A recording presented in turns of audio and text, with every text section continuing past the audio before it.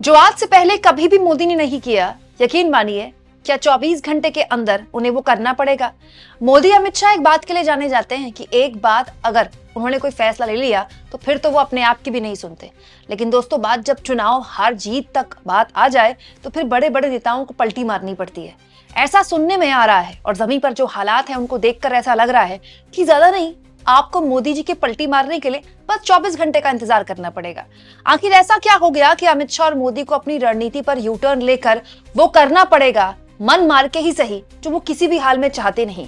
और आखिर वो कौन है जो ठीक चुनाव से पहले या फिर ये कह ले कि ठीक चुनाव के दौरान, बीच चुनाव लिख कर बता रहा है, लिख के अपने नाम के साथ, सिग्नेचर के साथ, डेट के साथ, कि दरअसल वो सीएम बनेंगे तो क्या करेंगे।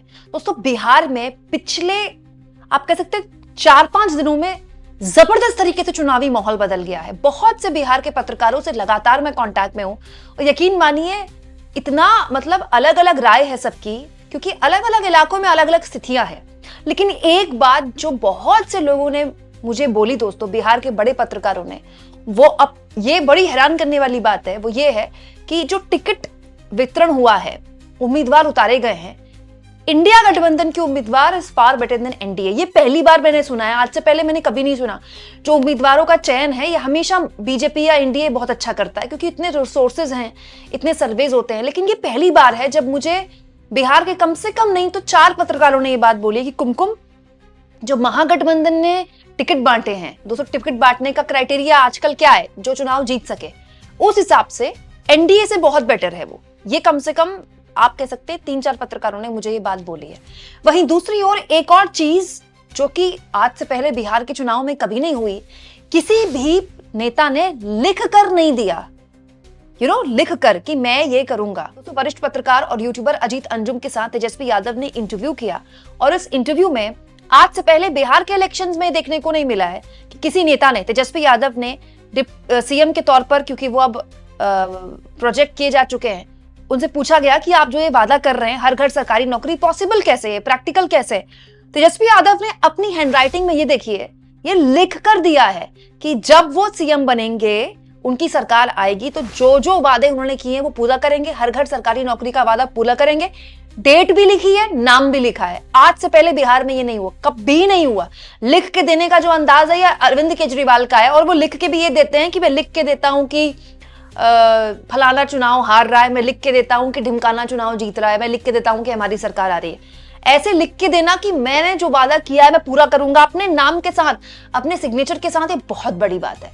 ये एक भरोसा है दोस्तों, जो केवल और केवल तेजस्वी यादव डिलीवर कर रहे हैं।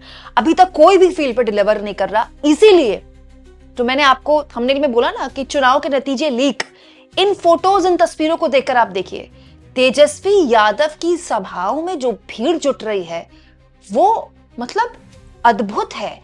कोई भी बिहार में कोई भी दावा नहीं कर सकता कि क्या वो खड़े होकर अगर जनसभा को संबोधित करता है, चाहे बड़ी हो चाहे छोटी हो, क्या वो इस तरह की भीड़ ला सकता है। तेजस्वी यादव कोई भोजपुरी के सुपरस्टार नहीं है। तेजस्वी यादव कोई इंस्टाग्राम के इन्फ्लुएंसर नहीं है। तेजस्वी यादव एक नेता है। नेता को देखने के लिए ऐसी दीवानगी हमारे देश में नहीं होती। लेकिन ये बड़ी बात है दोस्तों। हालांकि ये भीड़ कम है, जिस तरह की भीड़ मोदी की रैलियों में होती है उतनी भीड़ नहीं है, लेकिन जो पावर, जो करंट, जो ऊर्जा इस भीड़ में है, आप किसी भी तरह से मोदी की किसी भी रैली को कंपेयर कर लीजिए या बीजेपी की किसी भी नेता की रैली को कंपेयर कर लीजिए, नीतीश कुमार की किसी जनसभा को, मैं भीड़ को कंपेयर कर लीजिए, आपको एनर्जी नहीं दिखाई देगी। वहीं दूसरी ओर दोस्तों, राहुल गांधी भी आज से मैदान में उतर रहे हैं। आज राहुल गांधी की 2 जनसभाएं हैं दोस्तों बिहार में।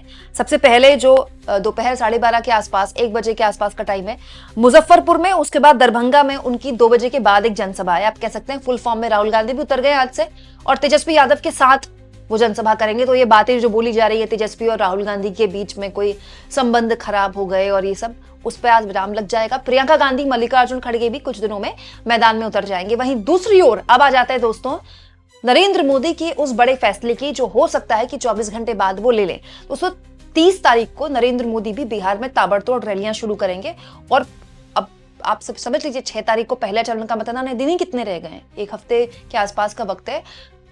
नरेंद्र मोदी की ताबड़तोड़ कई रैलियां होने वाली हैं। लेकिन इस बीच एक बात जो फील्ड में उतरने लगी है दोस्तों, वो ये है, ये अमित शाह नहीं किया है, ये इसके लिए अमित शाह ही जिम्मेदार हैं। अमित शाह का ये बयान कि विधायक चुनाव के बाद तय करेंगे सीएम कौन है, इसने एक भारी कंफ्यूजन पैदा कर दिया है। दोस्तों नीतीश कुमार को लेकर कितना भी गुस्सा हो, नीतीश कुमार को लेकर कितनी भी नाराजगी हो, नीतीश कुमार इस देश के इकलौते नेता हैं आजाद भारत के इतिहास में आज तक जिसको विपक्ष भी सीएम बनाने के लिए तैयार है और सत्ता पक्ष भी सीएम बनाने के लिए तैयार है। किसी भी राज्य में कोई भी नेता आपको ऐसा नहीं मिलेगा कि कांग्रेस वाले कहेंगे हम भी सीएम बना देंगे और बीजेपी कहेगी हम भी सीएम बना देंगे। ये है नीतीश कुमार की पावर।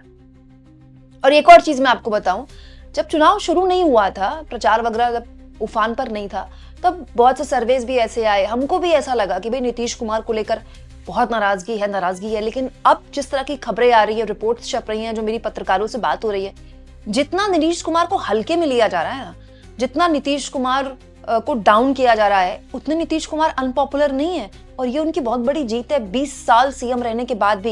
इस स्थिति में जब मंच में वो कभी भी कुछ भी बोल देते हैं किसी के बारे में भी, नीतीश कुमार आज भी उनके नाम पर वोट पड़ रहा है, उनके नाम, उनका वोटर, वो अलग बात है कि वो ट्रांसफर करेगा नहीं करेगा, वो अलग बात है, लेकिन नीतीश कुमार के बारे में लोग बात कर रहे हैं, ये बहुत बड़ी बात है, ये नीतीश कुमार की जीत है। और ये दोस्तों बीजेपी ने बहुत बड़ी गलती कर दी। नीतीश कुमार बीजेपी के लिए एक एसेट थे, लेकिन अमित शाह ने ये बोलकर कि हम तय नहीं करते, ये तो विधायक दल का नेता, तो विधायक तय करते हैं, अपनी सबसे बड़ी एसेट का मतलब इतना नुकसान कर दिया, अपनी सबसे बड़ी एसेट को डिस्क्रेडिट कर दिया अमित शाह ने खुद। तो क्योंकि बीजेपी के चाणक्य को लगा कि हमको नीतीश कुमार की अब जरूरत नहीं है। एक वजह यह भी है कि बीजेपी का जो एक कोर वोटर है, सवर्ण वोटर, वो अब बोर हो चुका है नीतीश कुमार से। वो पिछले कई सालों से ढो रहा है नीतीश कुमार को। वो चाहता है कि बीजेपी का अपना सीएम बने, कोई सवर्ण जाति का सीएम बने। तो हो सकता है कि उनके बीच में उत्साह पैदा करने के लिए अमित शाह ने ये बात बोली हो। चिराग पासवान जैसे लोगों के मन में उम्मीद जगाने के लिए बोली हो कि आपको भी सीएम बना सकते हैं, कि भाई कैडर मजबूती से खड़ा हो जाए। लेकिन ये पड़ उल्टा रहा है। अब देखिए दोस्तों, चिराग पासवान अमित शाह की सुर में सुर मिलाकर अगले दिन आ गए बोलने के लिए कि नहीं, अमित शाह ने क्या गलत बोला, विधायक ही तो चुनते हैं, विधायक दल का नेता। अब चिराग पासवान के क्या कर रहे हैं, चिराग पासवान नीतीश कुमार के पैर छू रहे हैं, उन्हें अपने घर बुला रहे हैं छठ में। और तो और अब चिराग पासवान ये भी कह रहे हैं कि मेरे विधायक तो नीतीश कुमार को सीएम बनाएंगे। क्यों? क्योंकि चिराग पासवान को यह डर है कि उनके विधायक ही जीत के नहीं आएंगे। अब आप सोचिए दोस्तों, नीतीश कुमार की पावर, नीतीश कुमार के सीएम को लेकर अमित शाह ने ऐसा बयान दिया, नीतीश कुमार ने एक भी बयान नहीं दिया, और उसके बाद सारे लोगों को यूटर्न लेना पड़ रहा है। मांझी नीतीश कुमार को सीएम बनाओ बोल रहे हैं, कुशवाहा यही बात बोल रहे हैं, जेडीयू के नेता तो खैर मंच में आते हैं तो बात की शुरुआत ही इस बात से करते हैं कि नीतीश कुमार सीएम थे, हैं और रहेंगे। और अब चिराग पासवान भी खुद ही कह रहे नहीं, हमारे विधायक भी नीतीश कुमार को ही सीएम बनाएंगे। क्यों? ये है नीतीश कुमार की पावर। नीतीश कुमार ने एक शब्द नहीं बोला है इस मामले में। और इसीलिए दोस्तों ऐसा लगता है कि 30 तारीख को जो मोदी की रैली होने वाली है बिहार में, पॉसिबल है कि मोदी इस पूरे कंफ्यूजन में जो ऑलरेडी रायता फैला हुआ एनडीए का, उस पर रोक, एक तरह से आप कह सकते हैं, मतलब उस पर फुल स्टॉप लगा दे, कहते हुए कि नीतीश कुमार ही चुनाव के बाद सीएम बनेंगे।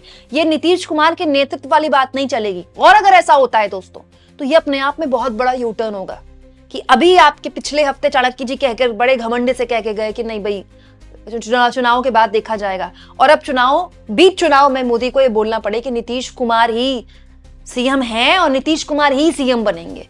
ये बताता है कि इंडिया गठबंधन की दो रणनीतियां बिल्कुल सटीक तरीके से जगह पर लगी। एक, तेजस्वी यादव का, कांग्रेस पार्टी के नेताओं का ये कहना कि हमें नीतीश कुमार की बड़ी चिंता हो रही है, बीजेपी ने नीतीश कुमार का इस्तेमाल करना शुरू कर दिया है, उनको रबर स्टैम्प की तरह इस्तेमाल किया जा रहा है, उनका स्वास्थ्य ठीक नहीं है, बीजेपी ने उन पर कब्जा कर लिया है।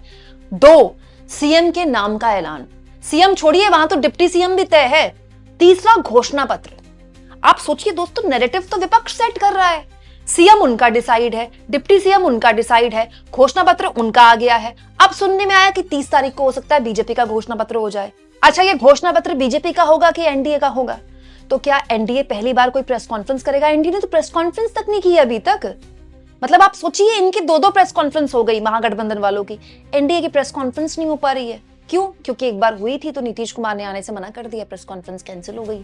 तो ये एक ऐसी चीज है जिसमें हम देख रहे हैं बिहार में पहली बार महागठबंधन ना केवल परसेप्शन सेट कर रहा है बल्कि बीजेपी उसको फॉलो कर रही है। दोस्तों कहने वाले तो ये भी कह रहे हैं कि अब मजबूरी में ही सही बीजेपी को नीतीश कुमार को सीएम बनाना ही पड़ेगा। खैर ये तो तय होता है कि चुनाव के बाद सीटें किसकी आती है, लेकिन एक चीज मैं आपको और बता दूं, जो रिपोर्ट ग्राउंड से आ रही है, नीतीश कुमार की पार्टी मुझे ऐसा लगता है इस चुनाव में अभी जो हालात है उसके हिसाब से बीजेपी से बेहतर परफॉर्म करेगी। नीतीश कुमार को बीजेपी ने बहुत हल्के में ले लिया और अगर ऐसा हुआ तब तो बीजेपी को झक मार के नीतीश कुमार को ही सीएम बनाना पड़ेगा। वो अलग बात है कि साल 1.5 साल बाद उनको हटा दिया जाए, लेकिन बीजेपी के पास अब नीतीश कुमार को फिर से अपने, आप कह सकते हैं ना कि अपना दूल्हा बनाने के अलावा कोई विकल्प नहीं है। और आप देखिएगा आज नहीं तो कल, कल नहीं तो परसों मोदी जी और अमित शाह को ये पलटी मारनी पड़ेगी। और अगर ऐसा होता है तो ये बताता है कि बीजेपी की जो रणनीति थी बिहार चुनाव के दौरान वो उसको बीच चुनाव में चेंज करनी पड़ रही है। मतलब चाणक्य जी यहाँ बिहार में आकर एक बार फिर फेल हो गए। इससे पूर्व में भी बिहार के चुनाव में चाणक्य जी ने कई बार अपनी रणनीतियां बदली। आप इस मुद्दे पर क्या सोचते हैं दोस्तों, कमेंट बॉक्स में जरूर लिखें और जितना हो सके चैनल को शेयर भी करें, सब्सक्राइब भी करें और थैंक्स फॉर ज्वाइन के ऑप्शन से अगर आप चाहें तो कुछ आर्थिक मदद भी चैनल की जरूर करें।